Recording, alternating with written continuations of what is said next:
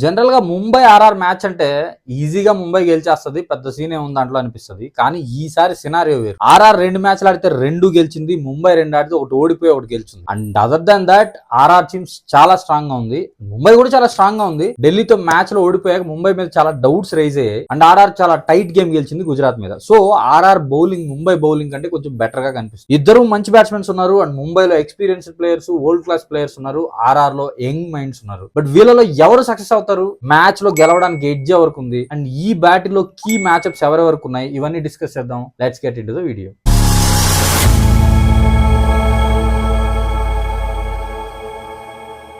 Hello guys, welcome back to Crick stories.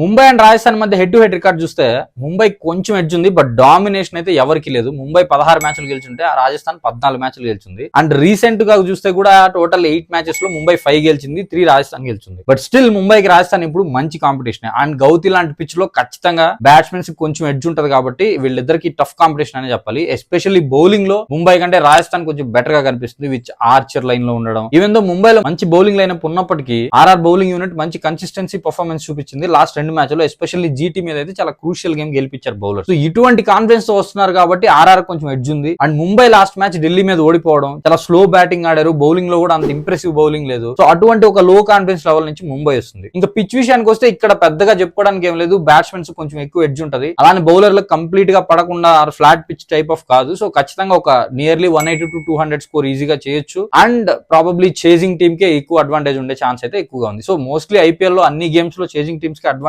ఉంది. And ఇప్పుడున్న trend లో ఐపీఎల్ లో డిఫెండ్ చేసుకోవడం చాలా కష్టం కాబట్టి టాస్ ఈస్ సమ్వాట్ కీ అనే చెప్పాలి. ఇంకా అపార్ట్ ఫ్రమ్ దట్ బ్యాటింగ్ విషయానికి వస్తే ముంబైలో రోహిత్ శర్మ మంచి ఫామ్ చూపిస్తుంది. అండ్ ముంబైకి ఇంకో గుడ్ న్యూస్ ఏంటంటే హార్దిక్ పాండ్యా వచ్చే ఛాన్స్ ఉంది కాబట్టి మళ్ళీ హార్దిక్ పాండ్యా కెప్టెన్సీలో బ్యాక్ వస్తాడు. మళ్ళీ సూర్య మేబీ ఇంపాక్ట్ ప్లేయర్ వెళ్ళే ఛాన్సెస్ ఉన్నాయి. And Rajasthan maybe there won't be any changes, same team తో వచ్చే అవకాశం ఉంది. సో ఈ మ్యాచ్ లో కీ బ్యాటిల్స్ విషయానికి వస్తే రోహిత్ శర్మ వర్సెస్ సందీప్ శర్మ అనేది చాలా మంచి బ్యాటిల్ అవబోతుంది. ఎందుకంటే సందీప్ శర్మ ఇంతకు ముందున్నంత పవర్ఫుల్ పవర్ ప్లే బౌలర్ కాకపోయినప్పటికీ రోహిత్ శర్మ మీద మంచి రికార్డు ఉంది. ఆల్మోస్ట్ 7 to 8 టైమ్స్ అవుట్ చేస్తున్నాడు రోహిత్ శర్మ అండ్ సందీప్ శర్మ. సో వీళ్ళిద్దరిది పవర్ ప్లే లో ఒకవేళ సందీప్ శర్మ బౌలింగ్ వస్తే మంచి బ్యాటిల్ అవబోతుంది. అండ్ సెకండ్ బ్యాటిల్ విషయానికి వస్తే Jasprit Bumrah versus Hetmyer. Actual గా హిట్మేర్ ఎంత డిస్ట్రక్టివ్ ప్లేయర్ మనకు తెలుసు, బట్ హిట్మేర్ కొంచెం లోవర్ ఆర్డర్ లో వస్తాడు. ఇన్ కేస్ హిట్మేర్ ఏమైనా తొందరగా వచ్చే ఛాన్స్ ఉంటే బుమ్రా ఒక మంచి కీ ప్లేయర్ అవుతాడు. ఎందుకంటే హిట్మేర్ ని ఎక్కువ సార్లు అవుట్ చేసిన రికార్డ్ బుమ్రాకు ఉంది. ఈవెన్ మనం T20 వరల్డ్ కప్ లో చూసాం వెస్టిండీస్ వర్సెస్ ఇండియా మ్యాచ్ లో. సో బుమ్రా వర్సెస్ హిట్మేర్ అనేది ఒక మంచి బ్యాటిల్ అయితే. And next thing Mitchell Santner versus Riyan Parag. ఇది మేబీ కొంచెం అండర్ డాంక్ ప్రెడిక్షన్ అవ్వచ్చు, బికాస్ పరాగ్ స్పిన్నర్స్ ని చాలా స్ట్రాంగ్ గా ఆడతాడు. పరాగ్ అనే కాదు, పరాగ్ అండ్ జురేల్, హిట్మేర్ అందరూ బాగా ఆడతారు. బట్ మిచెల్ శాంట్నర్ పరాగ్ ఎలా బౌలింగ్ చేస్తాడు అనేది ఒక మంచి బ్యాటిల్ అయితే నా ఒపీనియన్. బికాస్ పరాగ్ వన్స్ నిలబడితే ఎంత డిస్ట్రక్టివ్ ప్లేయర్ అనేది మనకు తెలుసు. So Mitchell Santner